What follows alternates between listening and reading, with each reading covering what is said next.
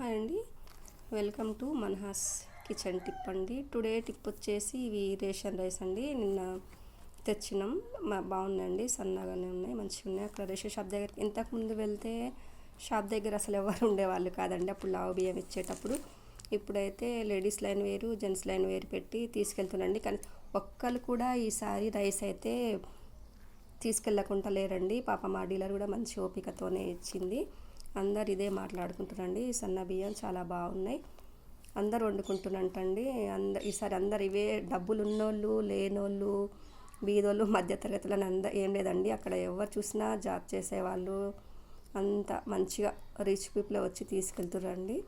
వాళ్ళు కూడా అందరు ఇవే వండుకొని తింటున్నామని ఒకరికొకరు చెప్పుకొని అలా వచ్చి ఎవరు పోగొట్టుకోకుండా తీసుకెళ్తున్నారండి. పైగా ఏంటంటే మళ్ళీ ఇప్పుడు నెక్స్ట్ మంత్ ఇవ్వరు కదండి, 3 monthsకి ఒకసారే ఇస్తుందని అందరు ఇవి వండుకొని తింటున్నామని ఒకరికొకరు చెప్పుకొని వచ్చి తీసుకెళ్తుర్రండి. పైగా రైస్ కూడా బాగున్నాయి, పాత రైసే.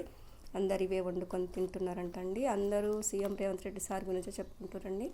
చాలా మంచి రైస్ ఇచ్చిర్రు ఈసారి ఇప్పుడు అని చెప్పుకుంటారు. అందరు ఇవే వండుకొని తింటున్నామని.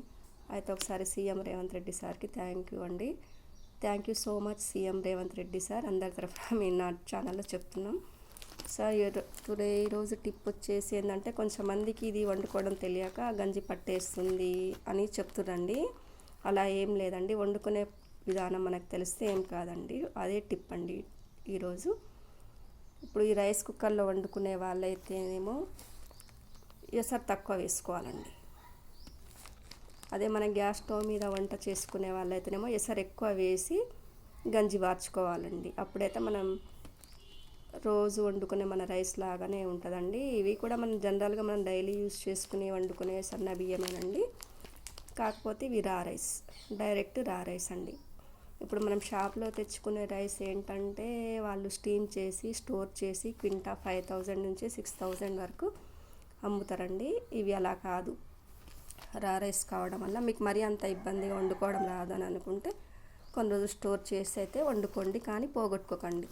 మంచిగా చాలా సన్న బియ్యం, పాత బియ్యమేనండి. మనం డబ్బులు పెట్టి కొనుక్కొచ్చుకునే రైసేనండి.